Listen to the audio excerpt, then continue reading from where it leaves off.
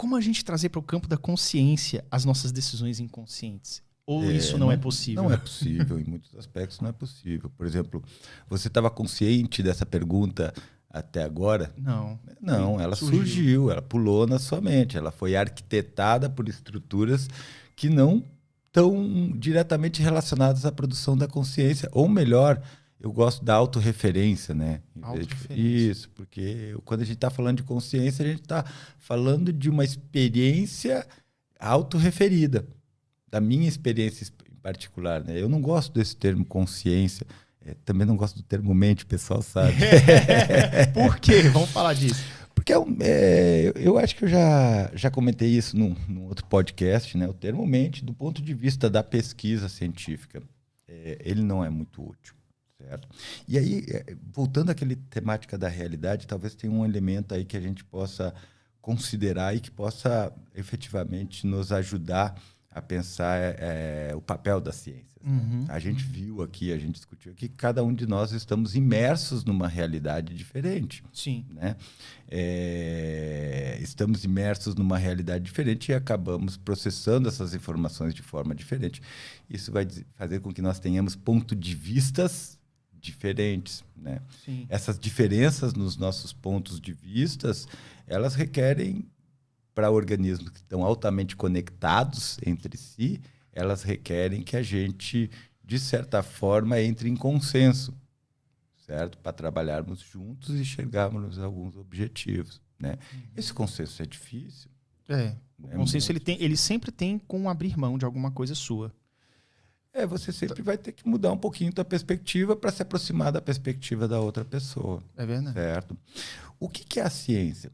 A ciência, do ponto de vista de algumas perspectivas epistemológicas ou de filosofias da ciência, ela é um conjunto de procedimentos que ajuda a gente a termos experiências em comuns.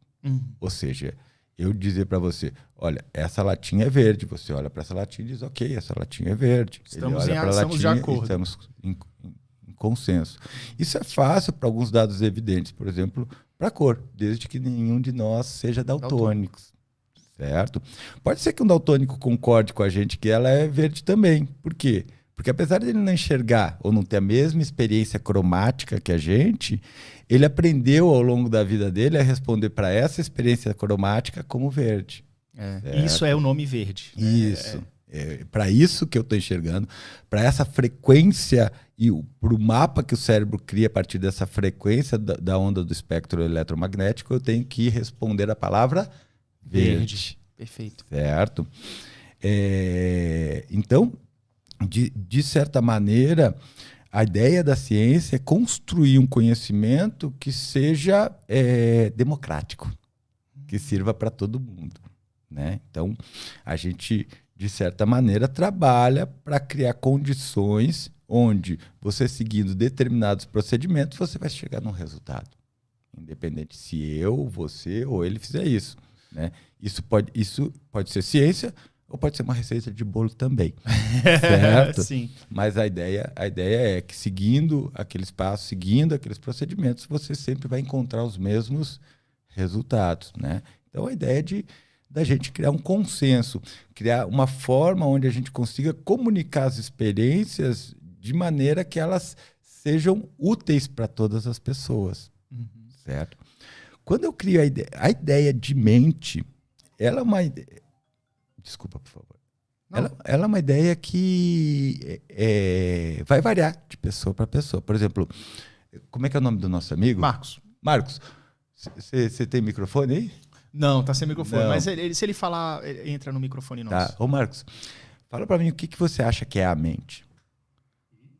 Eu vou falar nada. Por favor, Marcos, ninguém tá te vendo. Pode ficar tranquilo. Eu não faço ideia, sei lá. A mente é tudo que a gente pensa. A primeira coisa que a gente pensa já vai direto para nossa mente. A mente talvez seria seu pensamento, é isso? Isso. Perfeito. E você, o que você acha, Yuri? Eu penso o seguinte, eu sou da computação, a mente ela é o software, o cérebro é o hardware. Mas vamos lá, o que isso significa? A mente é uma percepção que eu tenho do mundo através dos estímulos, né? Ou seja, são os meus pensamentos, as minhas emoções e o meu jeito de ser. Perfeito. E aí o cérebro é onde carregaria essa mente.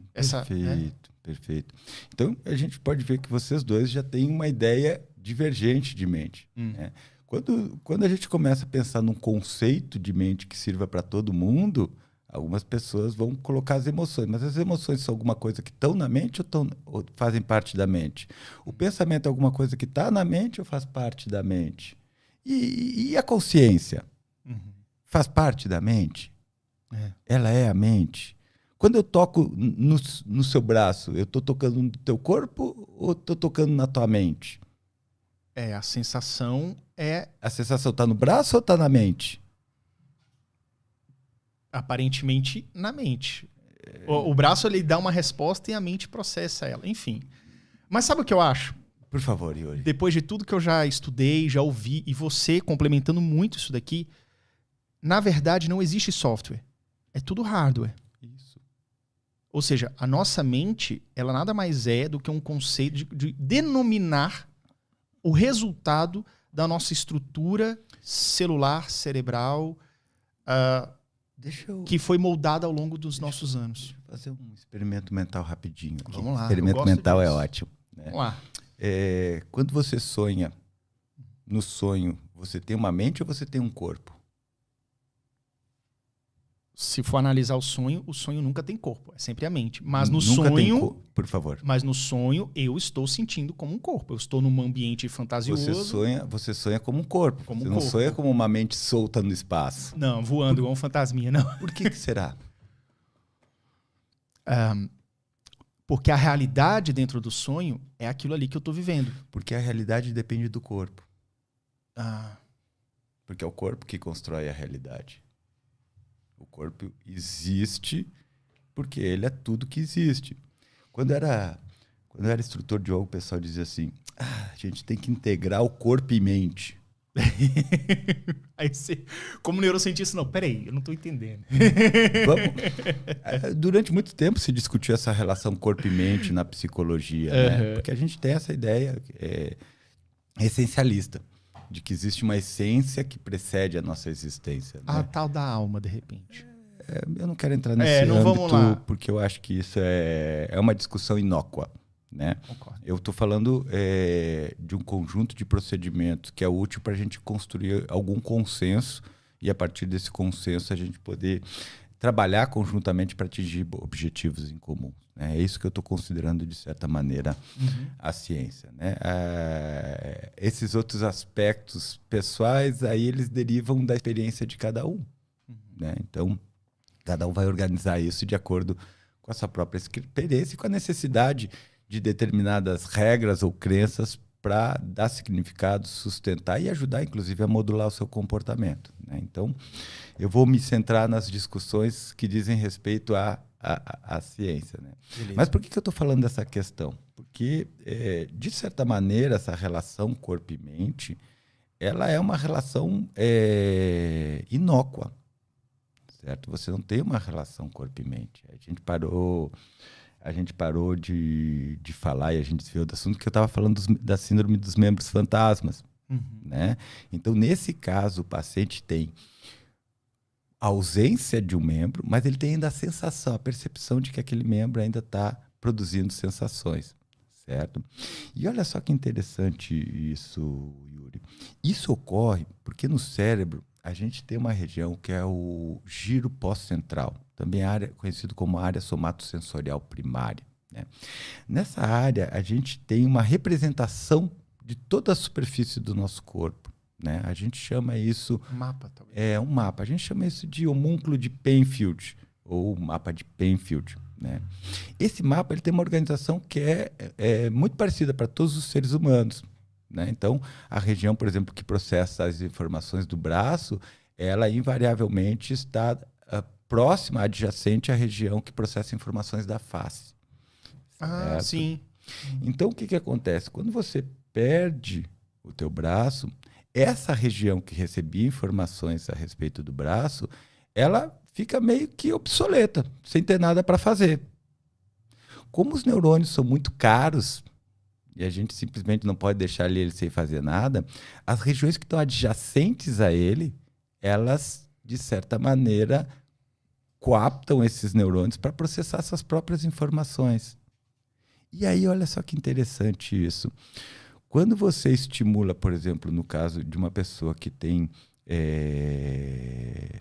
uma amputação no membro superior, quando você estimula a região da face dela, ela tem a sensação de que você está tocando naquele membro amputado. Certo? Por quê? Porque as regiões da face agora estão influenciando a atividade dos neurônios dessa região. Só que o processamento das nossas informações corporais não acabam na área somatosensorial primária ou S1. Elas vão continuar sendo processadas em outras regiões do cérebro, que de certa forma vão montar a nossa imagem corporal, né? Essas regiões não foram avisadas de que a mão não existe mais.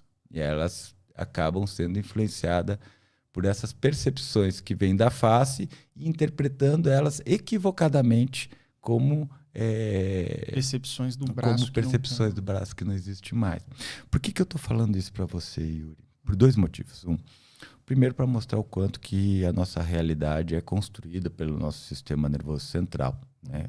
O pessoal que conhece, estuda neurociências, o pessoal que estuda neurologia, né? Os médicos que possam estar nos assistindo, eles já conhecem muitos exemplos disso. Né?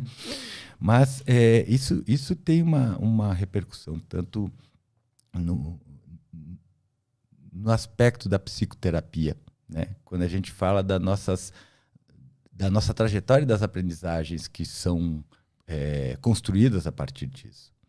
A gente tem que pensar que toda a nossa experiência ela está implicitamente ligada ao funcionamento de uma rede de neurônios, certo? Se essa rede de neurônios para de existir, esse funcionamento, teoricamente, para de existir também. Né? Durante a nossa trajetória, a gente vai construindo uma infinidade de redes que faz parte da nossa aprendizagem e do nosso desenvolvimento. Né? Algumas dessas redes são úteis para a gente resolver problemas, sei lá, quando a gente tem 7, 10, 12, 15 anos. Né? Mas, obviamente, eles podem se tornar lá na frente inúteis ou a relação custo-benefício pode não se tornar tão favorável. Certo? Tem como a gente eliminar essa rede? Em geral, não. A gente vai sobrepor essa rede com novos engramas, com novas experiências. Vai atualizando, né? Vamos atualizar ela. Certo? A gente vai construir experiências dentro da experiência terapêutica que possibilite a formação de novos engramas que se sobreponham àqueles e que promovam respostas mais elaboradas. Certo? Então, o que a gente tem que pensar é que na medida em que a gente vai construindo novos engramas, a gente não abandona os antigos. Talvez a gente enfraqueça eles em alguns aspectos, mas eles existem ali ainda.